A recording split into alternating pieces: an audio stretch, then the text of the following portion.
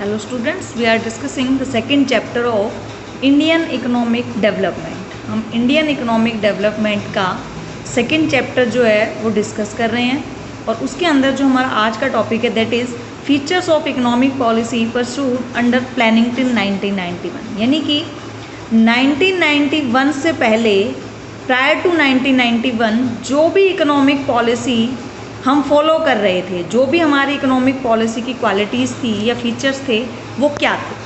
Clear है? देखिए 1991 से पहले की बात हम क्यों कर रहे हैं।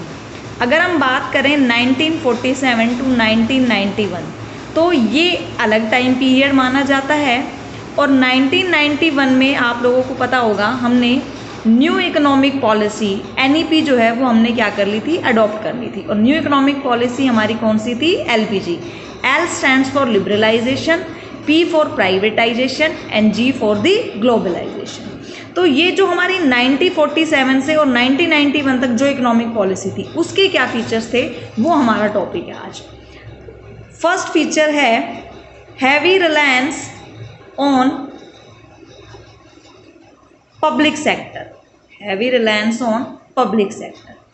देखिए अगर हम सेक्टर की बात करते हैं तो मेनली जो है आपको पता है एक वो सेक्टर होते हैं जिसको हम प्राइवेट सेक्टर बोलते हैं। प्राइवेट सेक्टर का मतलब जो कंट्रोल है इन सेक्टर्स के ऊपर वो किसका होता है, प्राइवेट एंटरप्रेन्योर का, और यू कैन से इंडिविजुअल्स का। किसका होता है, इंडिविजुअल्स। और अगर हम बात करते हैं पब्लिक सेक्टर्स की तो पब्लिक सेक्टर का मतलब क्या है, जिसमें जो मेन कंट्रोल जो होता है, जो पावर जो होती है वो आपकी किसके पास होती है, गवर्नमेंट के पास होती है। ठीक है, तो देखिए 1991 से पहले जो मेन इम्पोर्टेंस जो है वो दी गई आपके पब्लिक सेक्टर को। ठीक है, यानी कि ये डिसाइड किया गया कि इकोनॉमी में जो भी ग्रोथ करानी है, चाहे वो इकोनॉमिक लेवल पे हो चाहे वो सोशल लेवल पे हो, उसमें पब्लिक सेक्टर जो है वो मेन रोल प्ले करेगा।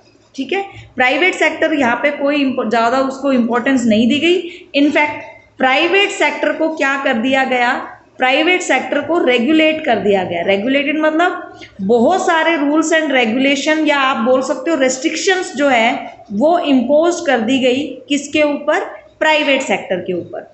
और उसका देखिए एक सबसे बड़ा रीज़न ये था कि उस समय हमारी जो इकोनॉमी की रिक्वायरमेंट थी, जो कंडीशन थी, that required a huge investment. ठीक है, बहुत ज़्यादा मात्रा में या बहुत ज़्यादा इन्वेस्टमेंट की रिक्वायरमेंट थी जो कि प्राइवेट सेक्टर के लिए पॉसिबल नहीं था।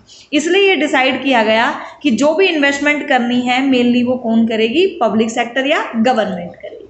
ठीक है, प्राइवेट सेक्टर के ऊपर रेस्ट्रिक्शंस लगा दी गई। रेस्ट्रिक्शंस भी किस तरह की, अगर वो कोई किसी भी काम में एंट्री करना चाहते हैं तो they have to obtain license from the government. उनको लाइसेंस लेना पड़ेगा, ना केवल नए काम को शुरू करने के लिए बल्कि जो एग्जिस्टिंग जो चल रहा है उस काम को करने के लिए भी क्या करना पड़ेगा। इन केस एग्जांपल लेते हैं हम, अगर कोई एग्जिस्टिंग काम है उनका और वहाँ पे वो अपने आउटपुट को इंक्रीज करना चाहते हैं तो आउटपुट भी वो अपनी मर्जी से इंक्रीज नहीं कर सकते।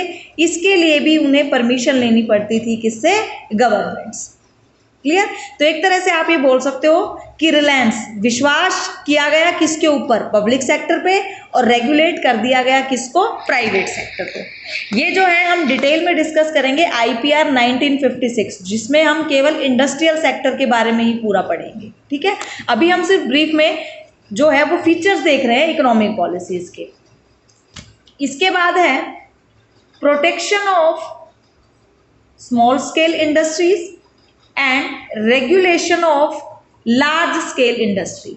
यानी कि जो स्मॉल स्केल इंडस्ट्री है उनको प्रोटेक्शन प्रोवाइड की गई और जो लार्ज स्केल इंडस्ट्री है उनके ऊपर प्राइवेट सेक्टर की ही तरह क्या किया गया, रेस्ट्रिक्शंस इम्पोज की गई। ठीक है, इसका सबसे बड़ा रीज़न ये था कि अगर हम बात करते हैं इंडिया जैसी डेवलपिंग कंट्री की, ठीक है, तो जो मोस्ट ऑफ द पीपल जो इंगेज होते हैं वो स्मॉल स्केल इंडस्ट्री में होते हैं। यानी कि जो स्मॉल स्केल इंडस्ट्री है वहाँ पर जो एम्प्लॉयमेंट अपॉर्चुनिटीज़ हैं मोस्ट ऑफ द पीपल जो है वो यहीं पे इन्वॉल्व होते हैं। इसलिए गवर्नमेंट ये चाहती थी कि इनको हम प्रोटेक्शन प्रोवाइड कराएं ताकि ज़्यादा से ज़्यादा लोग जो हैं वो क्या हो सके, एम्प्लॉयड हो सके।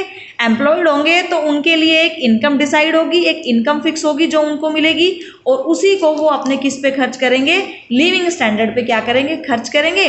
जिससे जो क्वालिटी ऑफ लाइफ है वो क्या होगी, उनकी इम्प्रूव हो। ये रीज़न था, ठीक है।